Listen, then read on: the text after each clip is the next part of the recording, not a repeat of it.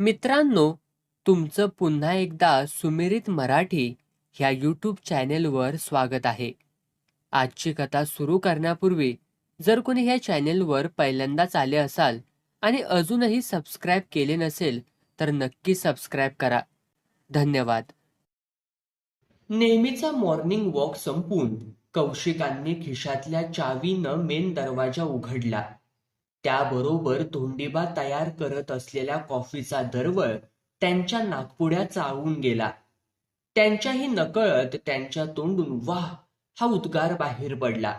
गायकाच्या गळ्यातून एखादी अवघड हरकत सहजगत्या बाहेर पडल्याबरोबर उत्स्फूर्तपणे त्याला दाद द्यावी तसा. त्याचबरोबर अंगांगावर आलेल्या थकव्यानं आपला अंमल आवरता घ्यायला सुरुवात केली. उरलेल्या थकव्याला पेटाळून लावण्यासाठी कौशिक बाथरूम मध्ये शिरले. पाण्याचे 2-3 जबरदस्त हबके तोंडावर मारून त्यांनी टॉवेलनं खसखसून चेहरा पुसला. केसांवरती फणी फिरवली आणि ताजेतवाने होत ते आपल्या आवडत्या खुर्चीत जाऊन बसले. धोंडीबानं परफेक्ट टायमिंग साधत शेजारच्या टीपॉयवर कॉफीचा मग आणून ठेवला. तो उचलून त्यांनी पहिला घोट घेतला. तोंडातल्या तोंडात तो घोळवत त्याची लज्जत वाढवूनच त्यांनी तो घशाखाली जाऊ दिला.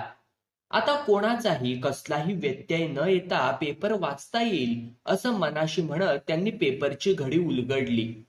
तोच बेल वाजली. आपले खिसे चाचपडत त्यांनी आपला मोबाईल शोधून काढला. पण त्याचा स्क्रीन ब्लँकच होता. क्षणभर अचंब्याने ते त्याच्याकडेच पाहत बसले. बेल परत वाजली. मोबाईलचा पडदा तसाच होता. तेवढ्यात धोंडीबानं येऊन लँडलाईनचा रिसिव्हर उचलला. पण त्यातूनही कोणाचा आवाज येत नाही असं पाहून तो ठेवून दिला. परत बेल वाजली. हा डोरबेलचा आवाज आहे हे दोघांच्याही लक्षात आलं. धोंडीबानच लगबगीनं जाऊन दरवाजा उघडला. कोण आलंय हे पाहण्यासाठी कौशिकांनी मान वळवली. एक अनोळखी तरुण आतमध्ये आला. हा कोण असा प्रश्न ते स्वतःलाच करताहेत तो त्याच्या पाठून अमृतराव आल्याचं पाहून कौशिकांना आश्चर्याचा धक्काच बसला. असे आधी न कळवता आगंतुकपणे अमृतराव सहसा येत नसत. कदाचित आपण वॉकसाठी बाहेर गेलेलो असताना त्यांनी फोन केला असावा. या कयासानं त्यांनी धोंडीबाला विचारलंही, काय रे, अमृतरावांचा फोन आला होता, बोलला नाहीस मला तू? नाही बा, रावसाहेबांचा फोन नव्हता आला साहेब. अमृतरावांनीही त्याला दुजोरा दिला. मग असे एकाएकी आलात असं विचारायचं कौशिकांच्या जिभेवर आलं होतं. पण ऐनवेळी त्यांनी स्वतःला सावरलं. तशी कोणती तरी महत्वाची आणि अडचणीची केस असावी असं म्हणावं तर कालपर्यंत तरी अशी काही बातमी नव्हती. रात्रीच्या बातम्या त्यांनी मन लावून ऐकल्या होत्या. राज्य किंवा केंद्र सरकारनं तशीच काही गुप्त कामगिरी सोपवली असावी असंही वाटत नव्हतं. कारण तसं असतं तर अमृतराव अशा कोणा अनोळखी तरुणाला घेऊन आले नसते. अशा प्रसंगी ते राजेश साठेलाही आपल्या बरोबर घेत नसत. विचार करूनही कौशिकांना त्यांच्या प्रश्नाचं उत्तर मिळत नव्हतं. अमृतरावच काय ते सांगतील असा निर्णय मनाशी घेत ते गप्पच राहिले. नाही म्हणायला त्यांनी धोंडीबाला चहा बनवायला सांगितला. धोंडीबानं त्याची आधीच तयारी केलेली असणार याची जाणीव त्यांना होतीच. ऐन वेळेला अमृतरावांच्या बरोबर आलेल्या पाहुण्याची कशाला पसंती आहे असं विचारून कोंडी फोडण्याची संधी त्यांनी साधली. अरे हो, याची ओळख करून द्यायची राहिलीच नाही का? पण तसे तुम्ही याला भेटला आहात कौशिक? कौशिकांना आश्चर्याचा आणखी एक धक्का बसला. अमृतरावांचं वागणं नेहमीसारखं नाही, वेगळंच आहे असं परत एकदा त्यांना वाटून गेलं. मी मी भेटलोय यांना कधी? मला नाही आठवत बा. तुम्हाला नाही हो आठवणार, बरीच वर्ष झालीत त्याला. हा सुबोध अयाचित. अयाचित म्हणजे? हो तोच, तात्यासाहेब अयाचितांचा मुलगा. मान जोर जोरानं हलवत अमृतराव म्हणाले. अरे सॉरी, गेल्या 5-6 वर्षात भेट झालेलीच नाही की. कौशिकांना ते पूर्वीचे दिवस आठवले. तात्यासाहेब अयाचितांना सारा महाराष्ट्र ओळखत होता. आघाडीचे उद्योगपती, ॲग्रोकेमिकल्स, IT, नॅनो मटेरियल्स अनेक क्षेत्रांमध्ये त्यांच्या कंपन्या होत्या. मुख्य म्हणजे त्या चालवण्यासाठी त्यांनी त्या विषयातल्या तज्ञांची नेमणूक केली होती. ते प्रत्येक कंपनीचे चेअरमन होते. पण दैनंदिन कारभार त्यांनी प्रोफेशनल CEOच्या हाती सोपवला होता. आपल्याच कोणा नातेवाईकांची वर्णी त्यांनी लावली नव्हती. तसा त्यांच्यावर त्या आषाढ भूतांचा दबाव कमी नव्हता, पण त्याला ते बळी पडले नव्हते. या सुबोधलाही त्यांनी आपल्याच कंपनीमध्ये कोणतंही पद दिलं नव्हतं. त्यानंही तशी इच्छा कधी प्रगट केली नव्हती. IIT मधून इंजिनियर झाल्यावर त्यानं प्रख्यात MIT मधून PhD ही केली होती. 2-3 वर्ष तिथल्याच एका ख्यातनाम कंपनीत कामही केलं होतं आणि परत मायदेशी येऊन त्यानं स्वतःच्या हिमतीवर एक स्टार्टअप स्थापन केलं होतं.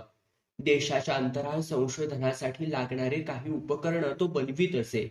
त्यांचा दर्जा अत्युत्कृष्ट असल्यामुळं त्याला अंतराळ संशोधन संस्थेची इस्रोची पसंतीही मिळाली होती. ती कंपनी स्थापन करण्यासाठी भांडवलही त्यानं स्वबळावरच मिळवलं होतं. त्यासाठी ना तात्यासाहेबांपुढं पदर पसरला होता, ना त्यांची शिफारस घेतली होती. तात्यासाहेबांकडून त्यानं काही घेतलंच असेल तर ते अत्युत्कृष्ट कामगिरीची आस आणि सचोटीचा व्यवहार. तात्यासाहेबांप्रमाणे तो आपल्या परीनं समाजाचं ऋण फेडण्याच्या इराद्यानं निरनिराळ्या प्रकल्पांना अनुदान देण्यासाठीही नेहमीच हात पुढे करत होता. आपल्या अल्मा मेटरला IITलाही त्यानं भरघोस अनुदान दिलं होतं. तात्यासाहेबांनाही सुबोधचा रास्त अभिमान होता. त्यानं लग्नही आपल्या पसंतीनं केलं होतं. केवळ व्यावसायिक संबंध साधण्यासाठी त्यांच्यासारख्या इतर उद्योजकांनी सुबोधसाठी आपल्या मुलींची स्थळं आणली होती. पण त्यांचे उद्देश ओळखून तात्यासाहेबांनी कोणालाच उत्तेजन दिलं नव्हतं. या बाबतीत जो काही निर्णय घ्यायचा तो सुबोधच घेईल. मी त्यात ढवळाढवळ करणार नाही, हे त्यांनी कोणताही आडपडदा न ठेवता सांगून टाकलं होतं. सुबोधने केलेली शलाकाची निवड त्यांना एकदम पसंतही पडली होती. मालती वहिनींनाही शलाका आवडली होती. त्या आणि तात्यासाहेब शलाकाला मुलीप्रमाणे वागवत असत. त्यामुळंच लग्नानंतरही सुबोध आणि शलाका मूळच्या घरातच राहिले होते. तिथं संपूर्ण मोकळीक मिळत असताना वेगळं होण्याचं कारणच काय, असं त्या दोघांचंही मत होतं. तात्यासाहेबांना उत्कृष्टतेचा ध्यासच होता. चांगल्या नाटकांना त्यांची नेहमीच हजेरी असे. वैज्ञानिकांचं व्याख्यान असो की साहित्यिकांचं, ते सहसा चुकवत नसत. शास्त्रीय संगीताच्या मैफिलींचा आस्वाद घेण्यातही ते पुढंच असत. अशाच एका नाटकाच्या प्रयोगाला ते उपस्थित होते. मध्यंतराच्या काळात त्यांची गाठ एकदा कौशिकांशी पडली होती. तोवर झालेल्या प्रयोगातील काही त्रुटी कौशिक अमृतरावांच्या नजरेला आणून देत होते. म्हटलं तर त्या काही फार मोठ्या चुका होत्या अशातला भाग नव्हता. पण दर्दी प्रेक्षकाला त्या निश्चितपणे खटकल्या असत्या. त्यांचं संभाषण जवळच असलेल्या तात्यासाहेबांच्या कानी पडलं. कौशिकांच्या चिकित्सक तरीही आस्वादक समीक्षेची मोहिनी त्यांच्यावर पडली. माफ करा, पण तुमचं संभाषण माझ्या कानावर पडलंच. तुमचा मुद्दा मला रुचला. मीही थोडा अस्वस्थ होतो, पण काय खटकतंय हे ध्यानातच येत नव्हतं. तुम्ही ते लक्षात आणून दिलत, बरं झालं. आणि त्यानंतर मध्यंतर संपल्याची घंटी वाजेपर्यंत तात्यासाहेब आणि कौशिक यांच्यातली चर्चा रंगत राहिली. प्रयोग संपल्यावरही ते एकमेकांशी त्याच विषयावरती बोलत राहिले. इतर सारे प्रेक्षक निघून गेले. नाट्यगृह रिकामं झालं, तरीही ते दोघे त्या चर्चेतच गुंग होऊन राहिले होते. मालती वहिनींनीच तात्यासाहेबांना ओढून नेईतोपर्यंत दोघांनाही वेळेचं भान राहिलं नव्हतं. तेव्हापासून दोघांची ओळख वाढतच गेली. एका सुसंस्कृत रसिक व्यक्तीशी आपली गाठ पडली आहे याची एकमेकांना खात्री पडली. 8-10 दिवसातून तात्यासाहेबांच्या घरी त्यांची मैफल रंगत असे. विषय वेगळे असत, पण दोघांची जुगलबंदी रंगली नाही असं होत नसे. अमृतरावही बऱ्याच प्रसंगी त्यात सामील होत, एक श्रोता म्हणून. कौशिकांच्या चिकित्सक वृत्तीची एवढी मोहिनी तात्यासाहेबांवर पडली होती की कित्येक कौटुंबिक समस्यांबाबत त्यांचा सल्ला घेतल्याशिवाय तात्यासाहेब निर्णयच घेत नसत. मालती वहिनींचीही त्याला संमती असे. काही वेळा तर पतिपत्नीत मतभेद झाले की वहिनीच म्हणत, तुम्ही कौशिक भाऊजींनाच बोलवा, ते बरोबर समजावतील बघा तुम्हाला.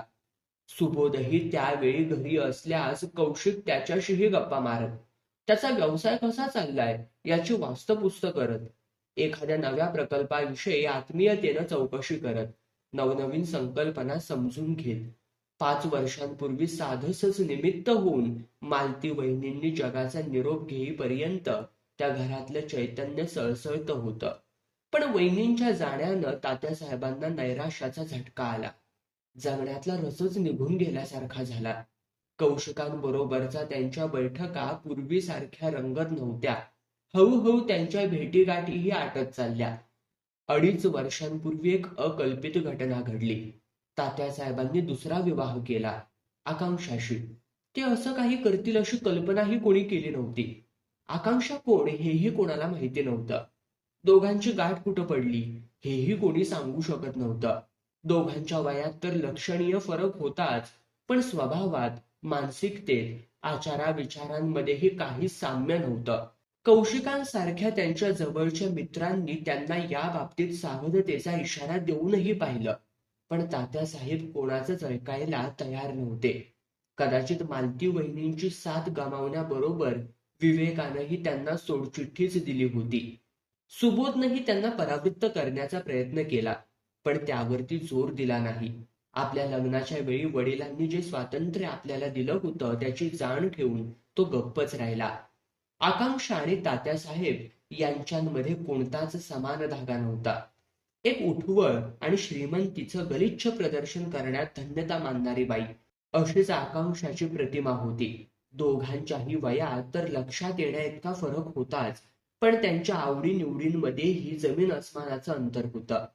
तात्यासाहेबांनाही चांगल्या वस्तूंची आवड होती, पण तिला चोखंदळपणाची, रसिकतेची झालर होती.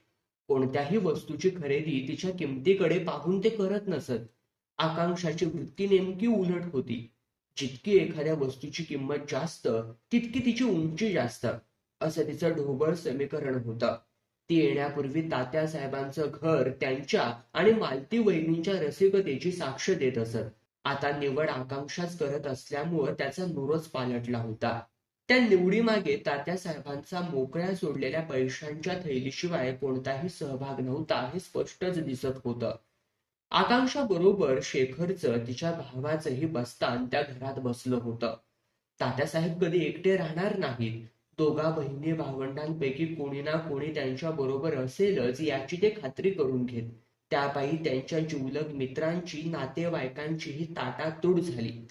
हा आमूलाग्र बदल आता त्यांच्या व्यावसायिक आयुष्यावरही आपली दाट छाया पसरवू लागला. आजवर आपल्या सर्वच कंपन्यांचा कारभार त्यांनी विश्वासू, प्रोफेशनल आणि आपापल्या क्षेत्रात वाकबगार असणाऱ्या सहकाऱ्यांवरती सोपवला होता. त्यांच्या कामात क्वचितच त्यांनी हस्तक्षेप केला होता. ते जर सल्ला घेण्यासाठी आले तर त्यांच्या बरोबर मसलत केली होती, पण आपलंच म्हणणं खरं करण्याचा प्रयत्न केला नव्हता. त्यामुळं एखाद्या प्रसंगी अंतिम निर्णय आपल्या मनाविरुद्ध झाला तरी त्या सहकार्याला त्याबद्दल वैषम्य वाटलं नव्हतं. राग येण्याचा तर प्रश्नच नव्हता. तात्यासाहेबांच्या सहृदय आणि सहिष्णू वृत्तीमुळं त्यांनी नेहमीच आपल्या कामगारांचीही काळजी घेतली होती. वेतनमान तर चांगलं राहील याची दक्षता घेतलीच होती. तसेच इतर सोयीसुविधा पुरवण्यात हात सैल सोडला होता. पण आता कंपन्यांच्या कामकाजात शेखरची लुडबुड वाढत चालली होती. त्यापायी त्या व्यावसायिक वृत्तीनं आणि निष्ठेनं काम करणाऱ्या अधिकाऱ्यांची कुचंबणा होऊ लागली होती. शेखरनं घेतलेले काही निर्णय कंपनीच्या हिताचे नाहीत हे स्पष्टपणे दिसत असतानाही त्यांना ते नाईलाजानं मान्य करावे लागत होते. त्याचं खापर आपल्यावर फुटू नये याची दक्षता प्रत्येक वेळी त्यांना घ्यावी लागत होती. या बाबतीत त्यांनी सुबोधची मदत घेण्याचा प्रयत्न नक्कीच केला होता, पण सुबोधनंही आपली असमर्थता आज प्रकट केली. एकतर वडिलांच्या उद्योगधंद्यांमध्ये फारसा रस नव्हता. त्यांच्या इस्टेटीचा काही भाग तरी आपल्याला मिळावा अशी अजिबात अपेक्षा नव्हती. त्यामुळं त्यानं कधी त्या व्यवहारात फारसं लक्ष घातलंच नव्हतं. आता तर तात्यासाहेबांबरोबरचा त्याचा संवादही आटला होता. केवळ कौटुंबिक व्यवहारापुरताच तो मर्यादित राहिला होता. शेखरला काही अनुभव होता किंवा व्यवस्थापनाचं काही शिक्षण त्यानं घेतलेलं होतं अशातला भाग नव्हता. तक्रार तरी कोणाकडे करावी हेही त्यांना समजत नव्हतं. कारण तात्यासाहेबांनी जवळजवळ आपलं अंग काढूनच घेतल्यासारखं होतं. सर्व अधिकार शेखरला दिल्याचं कोणतंही पत्रक काढलं गेलं नव्हतं, पण आपणच सुपर चेअरमन असल्यासारखा तो वागत होता. त्या अनुभवी आणि ज्येष्ठ अधिकाऱ्यांना अपमानास्पद वागणूक देण्यातही तो मागे पुढे पाहत नसे. तात्यासाहेबांकडून तशी वागणूक कनिष्ठ कर्मचाऱ्यांनाही कधी मिळाली नव्हती. ही परिस्थिती असह्य होऊन काही जणांनी राजीनामेही दिले होते. ती बाब सुबोधनं तात्यासाहेबांच्या कानावर घालत त्यांना सावध करण्याचे प्रयत्नही केले होते, पण त्यांनी त्याकडे दुर्लक्षच केलं होतं. सुबोधनंही त्यानंतर लक्ष घालणं सोडून दिलं होतं. कौशिकांच्या कानावर या सगळ्या घडामोडी येत होत्या. कधी कधी त्यांनाही तात्यासाहेबांबरोबर यासंबंधी बोलावं असं वाटे, पण ते गप्पच राहिले होते, कारण एरवी तात्यासाहेबांनीच त्यांना बोलावून घेत त्यांचा सल्ला घेतला असता. पण त्यांचं बोलावणं आलं नाही, त्या अर्थी त्यांना असा सल्ला नको असणार अशीच कौशिकांनी आपली समजूत करून घेतली होती. 1.5 वर्षांपूर्वी तात्यासाहेबही हे जग सोडून गेले होते. ते आजारी असल्याची कसलीच माहिती कोणालाही नव्हती, कारण तसं काही असतं तर प्रसार माध्यमांनी त्याचा उल्लेख केलाच असता. तसं त्यांचं वय झालं होतं हे खरंच होतं, पण त्यांनी शेवटचा श्वास घेण्यापर्यंत परिस्थिती बिकट झाल्याची कुणकुणही नव्हती. हा, हृदयविकाराचा झटका आल्यानं अकस्मात ध्यानीमनी नसता असं अघटित घडे नाही असं नाही, पण त्यांच्या मृत्यूच्या बातमीत तसा काही उल्लेख नव्हता. काही जणांनी त्यामुळेच त्यांच्या मृत्यूसंबंधी शंका व्यक्त केल्या होत्या. त्यांची ऑटोप्सी व्हावी अशीही मागणी केली होती. सुबोधनंही तिला दुजोरा दिल्याचं कौशिकांच्या कानावर आलं होतं, पण एकतर त्यांचा मृत्यू नैसर्गिक असल्याचं डॉक्टरांचं सर्टिफिकेट होतं, ते त्यांच्या नेहमीच्या डॉक्टरांनी दिलेलं नव्हतं. पण झाली घटना अकस्मात झाली आणि नेहमीचे फॅमिली डॉक्टर उपलब्ध नव्हते असं आकांक्षानं सांगितल्यामुळं पोलिसांनाही आग्रह धरता आला नव्हता. अंत्यदर्शनासाठी फारसा वेळही दिला गेला नव्हता. अनेकांना त्यासाठी यायचं होतं. अंत्यसंस्कार सरकारी इतमामानं व्हावेत असं खुद्द प्रधानमंत्र्यांनी सांगितल्यामुळे तशी व्यवस्था करणं भाग पडलं होतं. तरीही तात्यासाहेबांनी जसे कोणतेही उपचार केले जाऊ नयेत अशी इच्छा प्रकट केल्याचं सांगण्याचा प्रयत्न केला होता, पण पंतप्रधानांनीच त्यांचं म्हणणं धुडकावून लावल्यामुळं त्यांनाही नाईलाज झाला होता. सुबोधला या सर्वात जवळजवळ डावललंच गेलं होतं. नाही म्हणायला मुखाग्नी देण्याचा त्याचा अधिकार काढून घेणं शेखर आणि आकांक्षा यांना जमलं नव्हतं. ती जबाबदारी आणि संबंधित धार्मिक उपचार त्याच्या हातूनच पार पाडले गेले होते. अंत्यदर्शनाला कौशिक गेले होते, त्यावेळी त्यांनी सुबोधला शेवटचं पाहिलं होतं आणि आज अचानक सुबोध त्यांच्याकडे आला होता. कौशिकांचे आणि आपल्या वडिलांचे संबंध कशा प्रकारचे होते याची त्याला चांगलीच माहिती होती. आईकडूनही त्याला ते कळत असे. काही वेळा तर त्याने स्वतःही त्याचा अनुभव घेतला होता, म्हणूनच तो आता आला असावा असं कौशिकांना वाटून गेलं. पण मग अमृतरावांनी येण्याचं प्रयोजन काय हेच त्यांना समजेना. दुसरा कोणीतरी बोलेल असा समज सगळ्यांनीच करून घेतल्यामुळं कोंडी झाली होती. एक प्रकारची अवघडल्यासारखी अस्वस्थता पसरली होती. शेवटी कौशिकांनीच पुढाकार घेत विचारलं, अमृतराव काही विशेष? हो, तसं विशेष तर आहेच. शिवाय तुमच्याकडे अधिकृतपणे एक विशेष कामगिरी सोपवण्यात आली आहे. माझ्याकडे? कोणी सोपवले? म्हटलं तर पंतप्रधानांनीच. त्यांच्या ऑफिसमधून तुम्हाला तसं कळवण्यात येईलच. मला वाटलं होतं की आतापर्यंत तो संदेश तुम्हाला मिळालाही असेल, पण तसं झालेलं दिसत नाही. म्हणून मग मीच तो तुमच्यापर्यंत पोचवावा अशी कमिशनर साहेबांनीही ऑर्डर दिली. तोच हा संदेश. अमृतरावांनी एक सीलबंद लिफाफा कौशिकांच्या हातात ठेवला. उलटा सुलटा करत त्यांनी तो पाहिला आणि मग प्रश्नांकित मुद्रेनं मोहरा अमृतरावांकडे वळवला. तो उघडून तुम्हाला खात्री करून घ्यायची असेल तर घ्या, पण तो उघडल्यावरही तुम्हाला त्यातून फारसा काही बोध होणार नाही, कारण या प्रकरणाची संपूर्ण पूर्वपीठिका समजल्याशिवाय तुम्हालाही पुढची हालचाल करता येणार नाही. समस्या गंभीर आहे एवढाच बोध कौशिकांना झाला होता. अमृतराव साध्यंत हकीकत सांगण्याची वाट पाहायला हवी हे ओळखून त्यांनी तो लिफाफा बाजूच्या टेबलावर ठेवला आणि अमृतरावांच्या सांगण्याची वाट पाहत ते बसले. सुबोधची अडचण होत आहे आणि तो चुळबुळत बसला आहे हे डोळ्यांच्या कोपऱ्यातून त्यांनी तेवढ्यातही पाहून घेतलं. घसा खाकरून अमृतरावांनी सुरुवात केली. खरं तर कुठून सुरुवात करावी हेच मला उमजत नाहीये. 1.5 वर्षांपूर्वी तात्यासाहेब हे जग सोडून गेले हे तुम्हाला माहितीच आहे. माझा अजूनही विश्वास बसत नाही अमृतराव. हा, मोठा सुस्कारा सोडत अमृतराव म्हणाले. सुबोधच्या डोळ्यात पाणी भरत चालल्याचं पाहून त्यांनी घाईघाईनं परत बोलायला सुरुवात केली. त्यांचा अंत्यसंस्कार कसा घाईघाईनं उरकला गेला याची जाणीव तुम्हाला आहेच. पंतप्रधानांनी ऑर्डर काढली नसती तर इतर कोणाला काही कळण्यापूर्वीच दहन केलं गेलं असतं. त्यानंतरही त्यांच्या अस्थिपुरत्या विजल्याही नसतील तो शेखरने एक मीटिंग बोलावली. मोजकीच मंडळी हजर होती. त्यांच्या निकटच्यांपैकी सुबोध सोडल्यास इतर कोणीच नव्हतं. सुबोधलाही शेवटच्या क्षणीच त्यासंबंधी सांगितलं गेलं. तात्यासाहेबांच्या मृत्यूपत्राचं वाचन करण्यासाठी ती बैठक आयोजित केली गेली होती. मृत्यूपत्र छोटेखानीच होतं, जेमतेम 2 पानांचं. ते वाचल्यावर तिथं उपस्थित असलेल्या मंडळींनी काहीच प्रतिक्रिया व्यक्त केली नाही. पण त्या मृत्यूपत्राचा तपशील समजल्यावर सर्वांनाच आश्चर्याचा धक्का बसला. माझा तर माझ्या कानांवर विश्वासच बसला नाही. अजूनही मला ते खरंच वाटत नाहीये. तुम्ही असं कोड्यात बोलणार असाल तर मला काही समजणार नाही. काय होतं असं त्या मृत्यूपत्रात की तुम्ही इतके विचलित होऊन जावं? काय होतं, काय नव्हतं ते विचारा. त्या मृत्यूपत्रात कुठंही सुबोधचा साधा उल्लेखही नव्हता. सुबोध नावाचा एक मुलगा तात्यासाहेबांना आहे याची कल्पनाही त्या मृत्यूपत्रावरून कोणालाही आली नसती. हे पहा अमृतराव, अजूनही तुम्ही संदिग्धच बोलत आहात. तू सांग बघू सुबोध. त्याला ते सांगणं अवघड जाईल. मीच सांगतो. मृत्यूपत्रानुसार तात्यासाहेबांनी आपली यच्चयावत स्थावर जंगम मिळकत आकांक्षाने शेखरच्या नावे केली आहे. त्यांच्या सगळ्या कंपन्यांचे अधिकार शेखरकडे सोपवले आहेत. मालकी आकांक्षाकडे गेली आहे.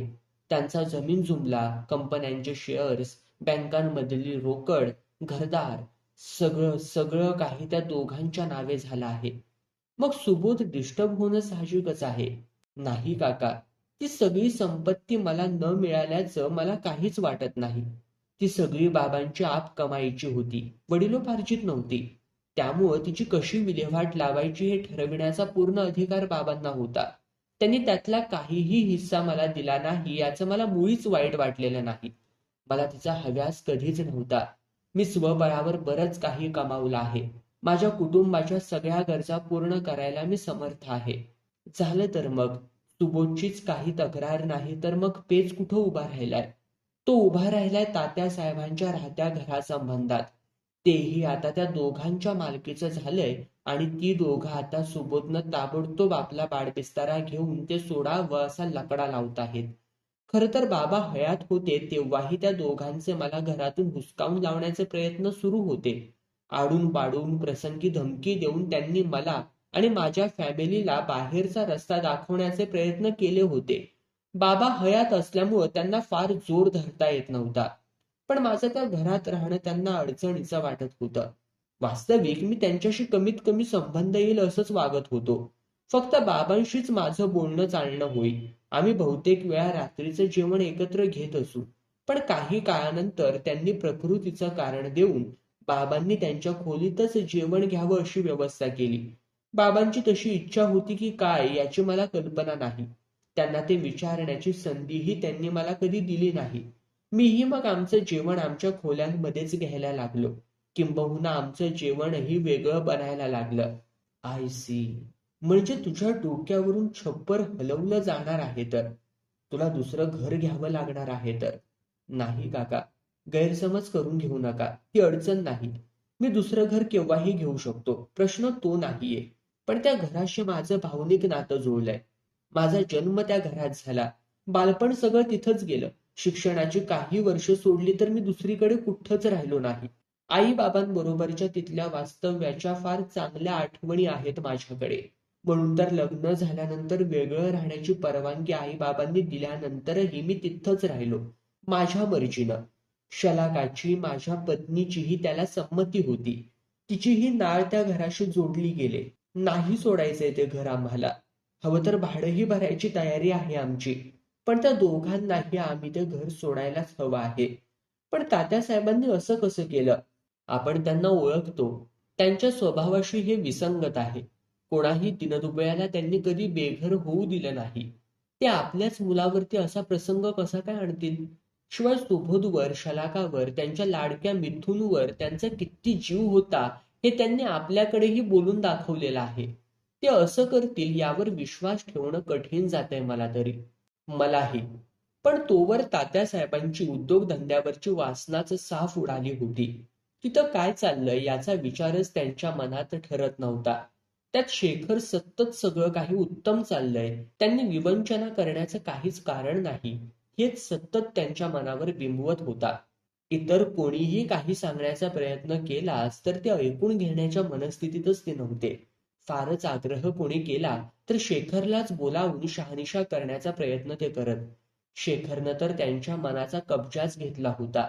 शिवाय नंतर नंतर तर त्यानं तात्यासाहेबांशी कोणाची गाठच पडू नये अशीच तजवीज केली होती. त्यातही सुबोध सारख्यानं त्यांना गाठलंच तर त्यावेळीही तो स्वतःच तिथं हजर राहून संभाषणाची सर्व सूत्र आपल्याच ताब्यात ठेवत असे. आपल्या पाठी काय चाललंय याविषयी तात्यासाहेब पूर्णपणे अंधारातच होते. टेंभुर्णीकरांना तुम्ही विचारलत का? ते तर तात्यासाहेबांचे अतिशय विश्वासातले वकील होते. त्यांच्या संपूर्ण उद्योग समूहाचे ते कायदा सल्लागार होते. घरातलीही कायद्याची कामं त्यांच्या सल्ल्यानंच केली जात होती. त्यांनी तात्यासाहेबांना अडवलं कसं नाही मी म्हणतो. त्यांना याची काहीच माहिती नाहीये. त्यांनी तयार केलेलं नाहीये हे मृत्यूपत्र. त्यांनी नाही? मग कोणी केलं? माहिती नाही. शेखरनं सारा कारभार आपल्या हाती घेतल्यापासून त्यानं टेंभुर्णीकरांना दूरच ठेवलं होतं. त्याचा कोणीतरी दोस्तच कायद्याची कामं पाहत होता. त्यानंच ते तयार केलंय. त्यावर सुबोध काही बोलणार तो अमृतरावांनी तोंडावर बोट ठेवत त्यालाही गप्प राहण्याचा इशारा केला. कौशिकांचा पाईप धडाडून पेटला होता आणि त्यातून धुराचे ढग सिलिंगपर्यंत पोचू पाहत होते.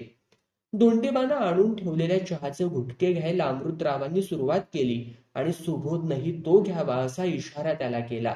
पहिलंच? आपला पाईप अमृतरावांवर रोखत कौशिकांनी विचारलं. त्यांचा हा पवित्र अमृतरावांच्या परिचयाचा असल्यामुळं त्यांच्या हातातला चहा डुचमळला नाही.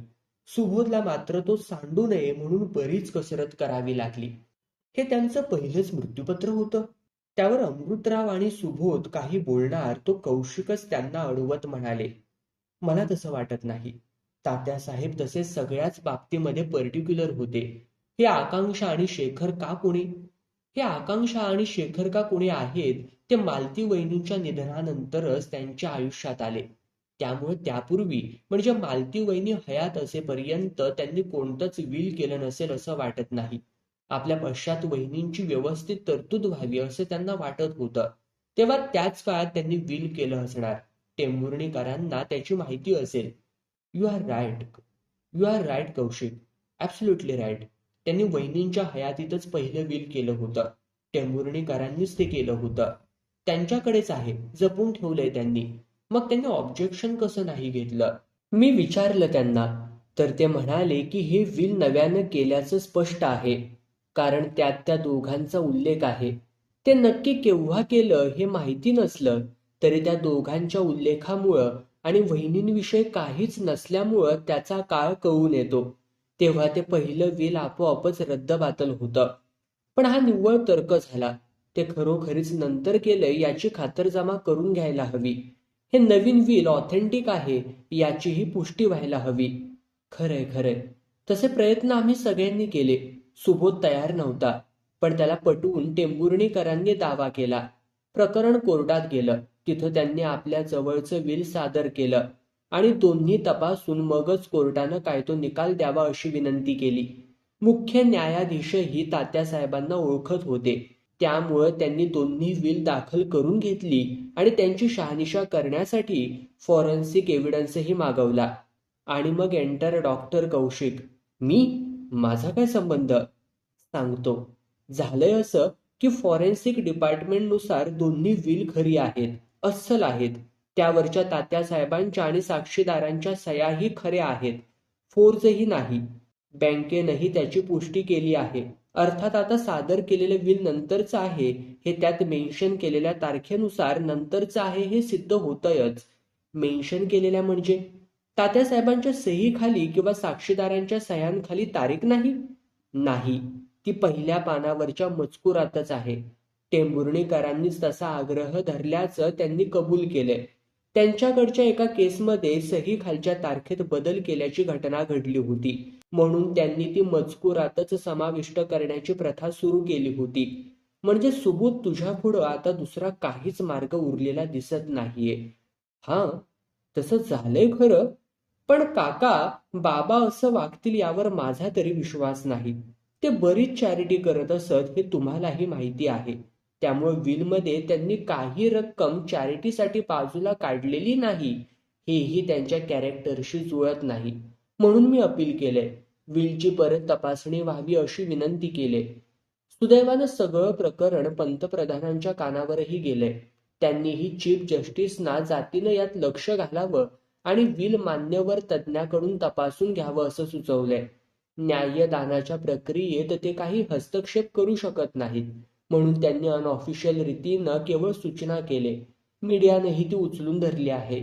ते तज्ज्ञ म्हणून तुमचं नाव सुचवलं गेलंय. आणि to cut a long story short, तुम्हाला त्यासाठी तयार करण्याची कामगिरी माझ्यावर सोपवण्यात आली आहे. अनऑफिशियली. तुमचा आणि तात्यासाहेबांच्या कुटुंबाचाही मित्र म्हणून. पंतप्रधान काय, चीफ जस्टिस काय, मुख्यमंत्री काय किंवा कमिशनर साहेब काय, कोणीही ऑफिशियली यात गुंतून पडू शकत नाही.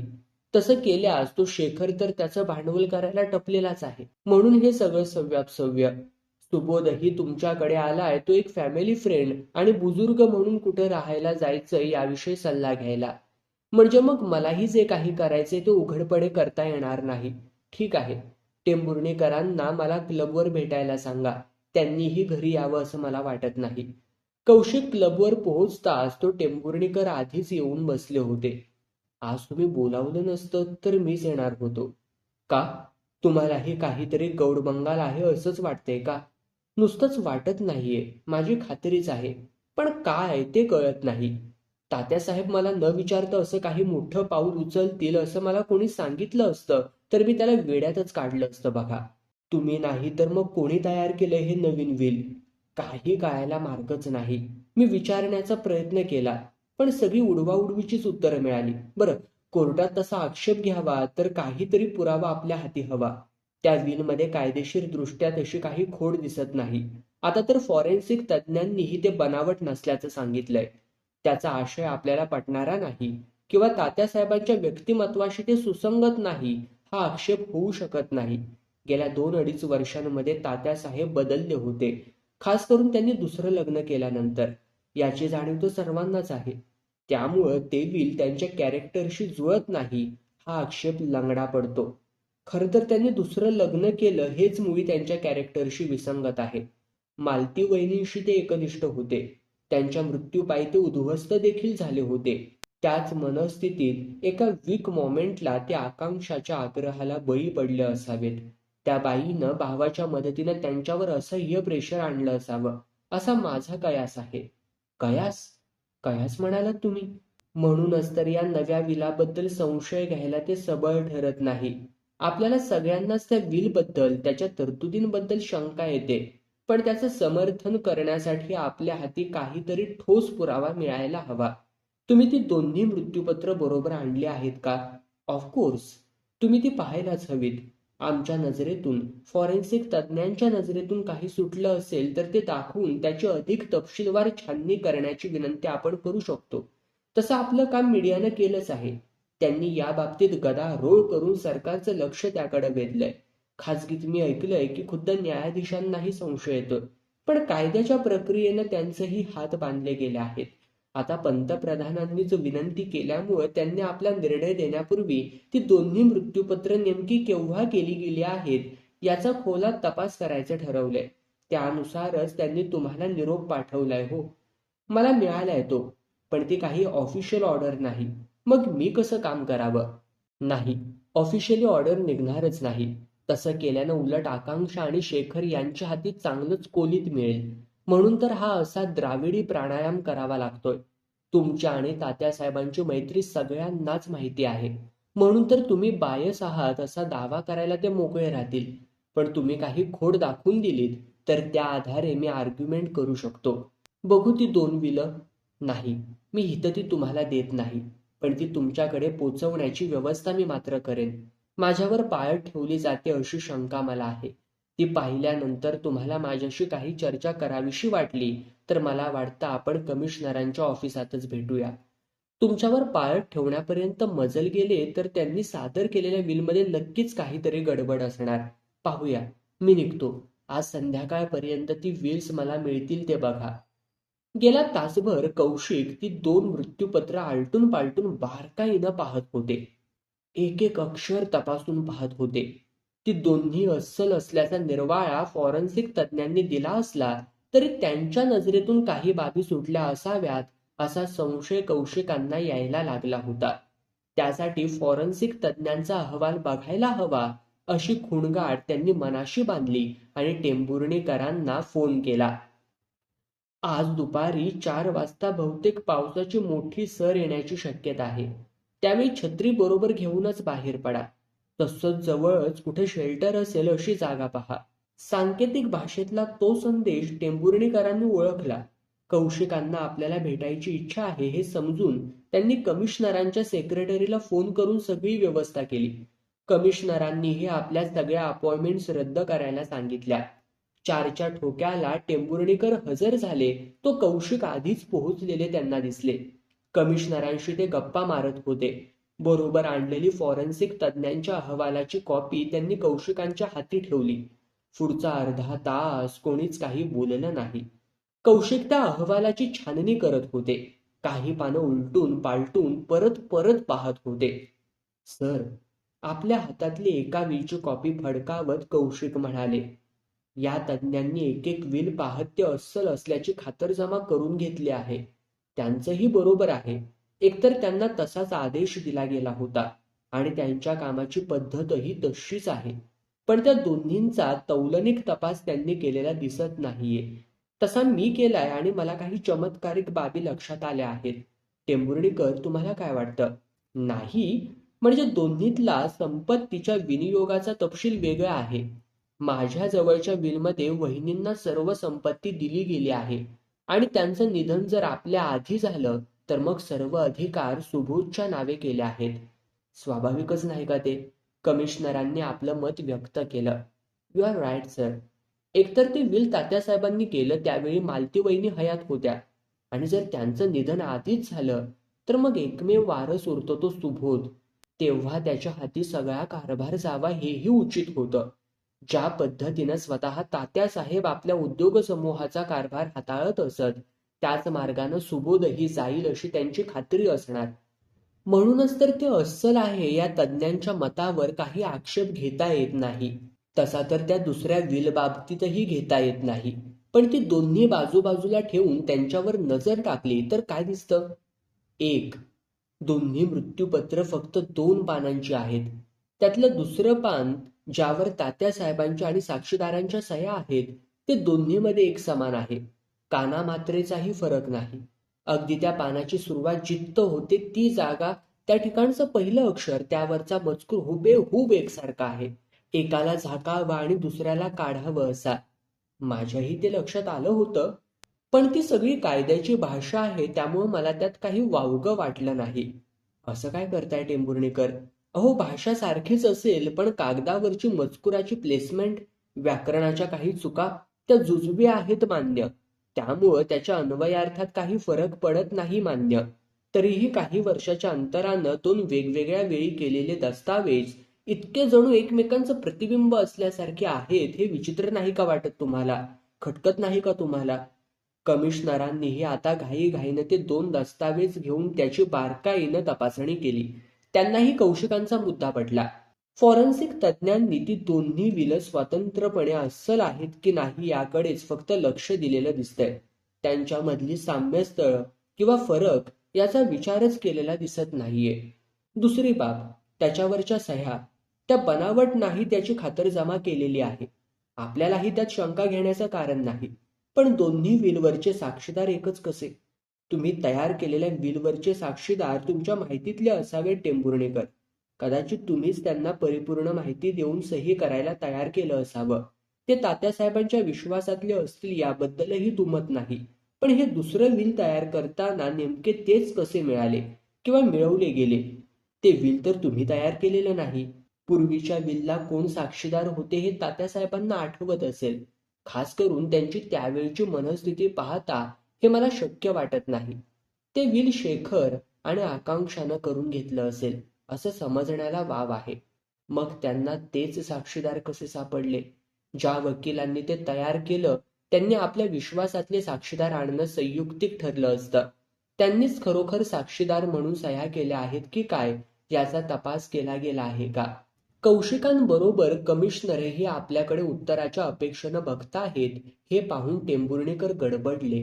नाही असं उत्तर त्यांनी पुटपुटतच दिलं. तोही मुद्दा आपल्या नजरेतून सुटला याची खंत त्यांना वाटत होती. पुढची सुनावणी केव्हा आहे टेंभुर्णीकर? अजून 17 दिवस आहेत. आपली डायरी उघडून त्यातली नोंद वाचत टेंभुर्णीकर म्हणाले. कॅपिटल. भरपूर वेळ आहे. तर मग तुम्ही त्या 2 साक्षीदारांना साक्ष द्यायला बोलवा. त्यांचा पत्ता लावण्याची विनंती तुम्हाला करतो सर. ऑफकोर्स, काहीच प्रॉब्लेम नाही. टॉप प्रायोरिटी देत ही कामगिरी मी अमृतरावांवर सोपवतो. राजेश साठेलाही त्यांना मदत करायला सांगतो. तुम्ही निर्धास्त राहा. झालं तर मग. टेंभुर्णीकर, तुम्ही या 2 विलच्या तुलनेबाबतचा आर्ग्युमेंट तयार ठेवा आणि जरुरी पडलीच तर त्या दोघांची साक्षही घेण्याची तरतूद करा. तोवर मी या दोन्ही विलची अधिक बारकाईनं आणि वेगवेगळ्या अँगल्सनं छाननी करतो. काही नवीन मुद्दा सापडल्यास मी तुम्हाला दोघांनाही कळवीन. मला आणखी एक बाब खटकते, पण त्याविषयी एका जाणकाराशी मला चर्चा करावी लागेल. त्यानंतरच मी त्या मुद्द्याबद्दल बोलेन. 17 दिवस खूप आहेत असं मी म्हटलं खरं, पण कामही तशी खूपच आहेत. तेव्हा लेट्स गेट क्रॅकिंग. आणि तिथून जे कौशिक निघाले ते गायबच झाले. ना टेंभुर्णीकरांशी त्यांनी संपर्क साधला ना कमिशनरांशी. त्यांच्या या वागणुकीची कमिशनरांना तशी सवयच होती. पण टेंभुर्णीकर मात्र अधिकाधिक अस्वस्थ होत चालले होते. सुनावणीच्या 2 दिवस आधी टेंभुर्णीकरांना कौशिकांचा फोन आला. सगळी तयारी झाली आहे ना? असेलच म्हणा. सुरुवातीलाच तुम्ही त्या 2 विलमधील समानता आणि विसंगती याकडे लक्ष वेधा. त्याचा विचार झाला नसल्यानं तो आता करायला हवा. तो महत्वाचा आहे. काय महत्वाचं आहे हे विशद करण्यासाठी एका साक्षीदाराला बोलवायची परवानगी मागा. आता इतक्या उशिरा नवीन साक्षीदाराला बोलवायची परवानगी कदाचित न्यायाधीश नाकारतील. मग सांगा की न्यायालयाच्या आदेशानुसार त्या मृत्यूपत्रांची छाननी करायला सांगितली होती. त्याच्या अनुषंगानं काही नवीन बाबी उघड झाल्या आहेत. त्या टेक्निकल आहेत, म्हणून या साक्षीदाराची साक्ष महत्वाची ठरणार आहे. पण कोण आहेत हे साक्षीदार? ते मी तुम्हाला सांगणारच आहे. त्याची क्वालिफिकेशन्सही सांगेन. त्या क्वालिफिकेशन संबंधी काही कागदपत्रही मिळतील. ती तुम्ही त्याला बोलावल्यावरती सादर करा. अर्थात हे मी तुम्हाला सांगायला नको.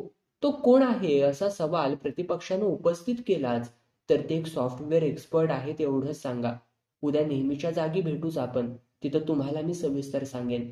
आपले मित्रही असतील सगळे तिथं. All right mister Tembhurnikar. Are you ready? Do you have that technical report we wanted? Yes, Your Honor. Then proceed. Your Honor. आपल्या पुढे 2 विल सादर केली गेली आहेत. ती वेगवेगळ्या वेळी केलेली आहेत. त्यातलं पहिलं कोणतं आणि दुसरं कोणतं हेही स्पष्ट आहे. दोन्ही ऑथेंटिक असल्याचा निर्वाळा फॉरेन्सिक एक्सपर्ट्सनी दिलेला आहे. तो आम्हालाही मान्य आहे.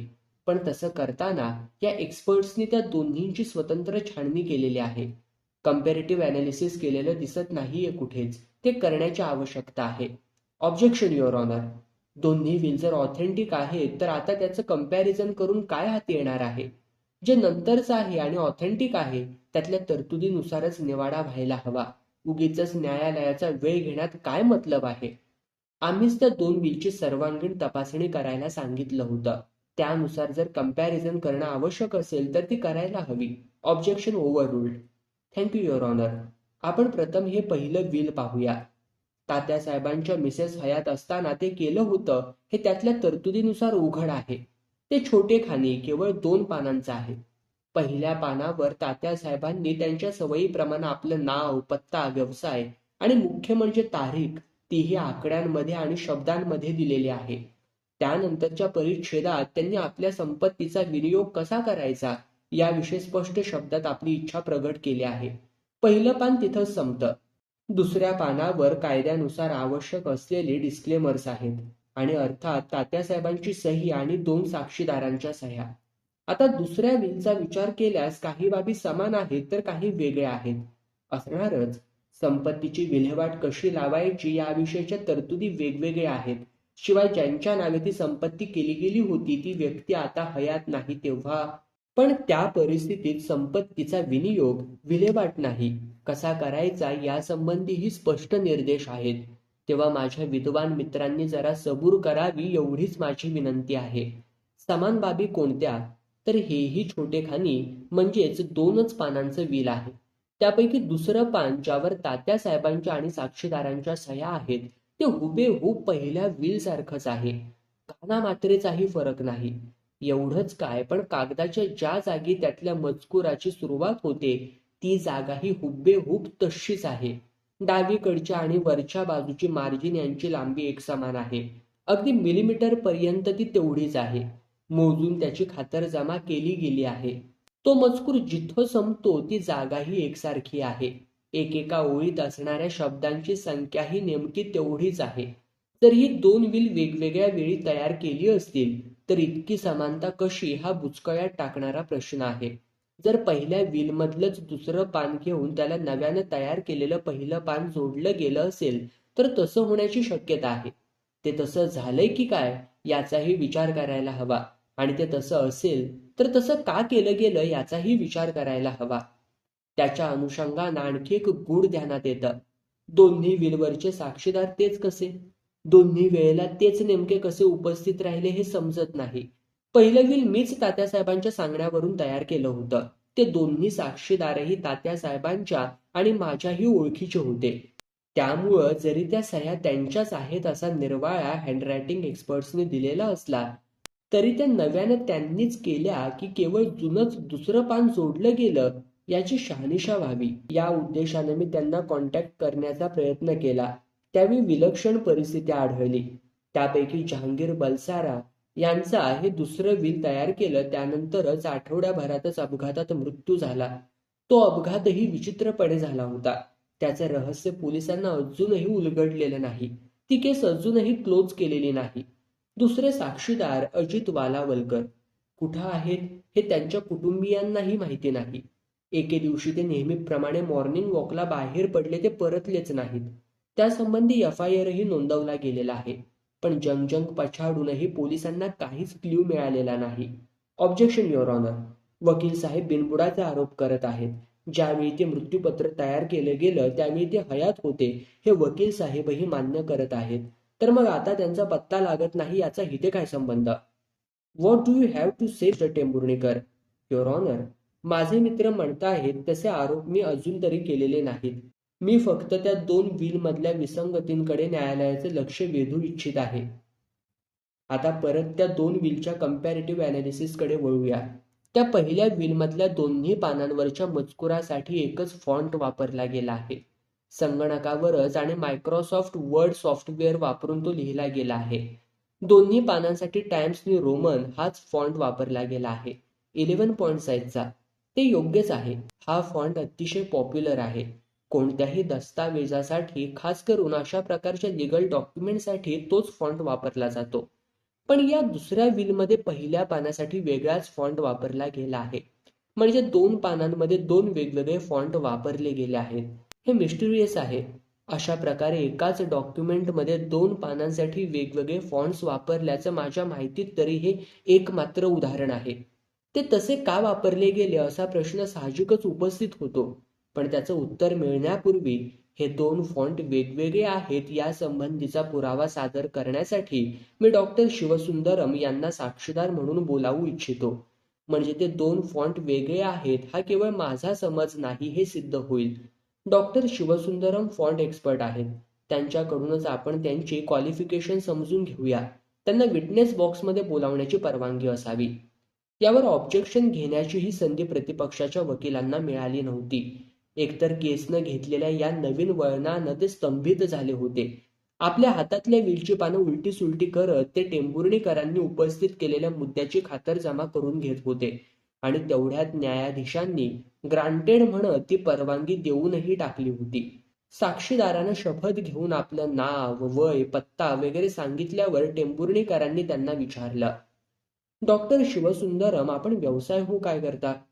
मी फॉन्ट एक्सपर्ट आहे. आज कॉम्प्युटरवर लिहिण्यासाठी जगभर मायक्रोसॉफ्ट वर्ड हे सॉफ्टवेअर वापरलं जातं. तेही जगभरातल्या वेगवेगळ्या भाषांसाठी. त्या भाषाही वेगवेगळ्या लिपींमध्ये लिहिल्या जातात. त्यातल्या प्रत्येकासाठी निरनिराळे फॉन्ट्स डेव्हलप करावे लागतात. मराठीसाठीही मंगल, कोकिळा असे 4-5 फॉन्ट्स अवेलेबल आहेत. पण व्हरायटी हवी म्हणून नवनवीन फॉन्ट्स तयार करावे लागतात. सध्या वापरात असलेले फॉन्ट्सही अधिक एस्थेटिकली प्लीजिंग व्हावेत म्हणून त्यांच्या सुधारणा कराव्या लागतात. ते डेव्हलप करण्याचं काम मी करतो. म्हणजे तुम्ही मायक्रोसॉफ्टचे एम्प्लॉई आहात? नाही, मी फ्रीलान्सर आहे. पण मायक्रोसॉफ्टनं मला नवीन फॉन्ट्स डेव्हलप करण्यासाठी आणि अवेलेबल फॉन्ट्समध्ये सुधारणा करण्यासाठी कन्सल्टंट म्हणून नेमलं आहे. मायक्रोसॉफ्ट बरोबरच्या तुमच्या करारपत्राची कॉपी मी आणली आहे बरोबर. Here it is. He 2 bill तुमच्याकडे कंपॅरिझनसाठी आम्ही दिली होती. Yes sir. त्यापैकी हे आधी केलेलं म्हणजे पहिलं बिल. ते टाइम्स न्यू रोमन हे अतिशय पॉप्युलर फॉन्ट वापरून तयार केलं आहे. त्याच्या दोन्ही पानांसाठी तोच फॉन्ट वापरला गेला आहे. त्यात मला काहीही वेगळं दिसलं नाही.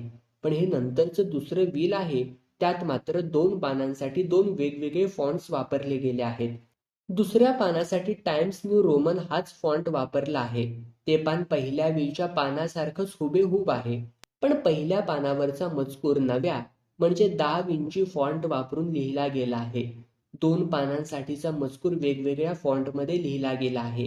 हे जे निरनिराळे फॉन्ट्स तुम्ही तयार करता ते बाजारातही वेगवेगळ्या वेळी उतरवले गेले असतील ना? ऑफकोर्स.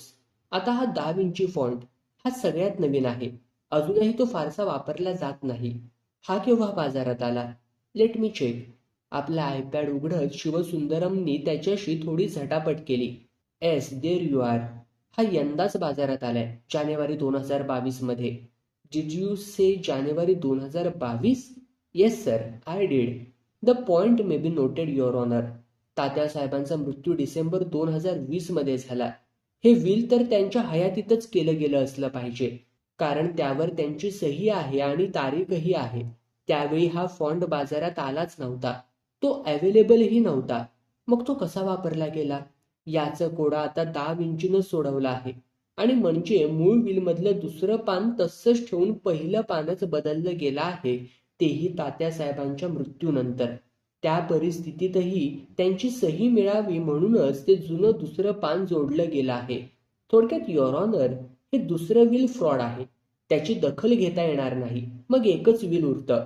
त्यातल्या तरतुदीनुसारच तात्यासाहेबांच्या इस्टेटीचा विनियोग केला जावा, तसा निर्णय घेण्याची मी कोर्टाला विनंती करतो.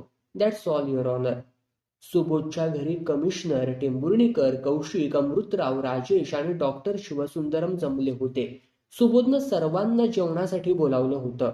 सुबोधनं पुढं होत कौशिकांच्या पायावर डोकंच ठेवलं. अरे अरे, हे काय करतो आहेस तू?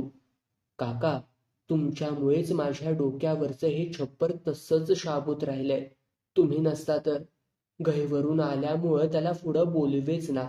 पण पण कमिशनरांसकट इतर सगळ्यांनी कौशिकांचे आभार मानले. मी काही विशेष केलं नाही.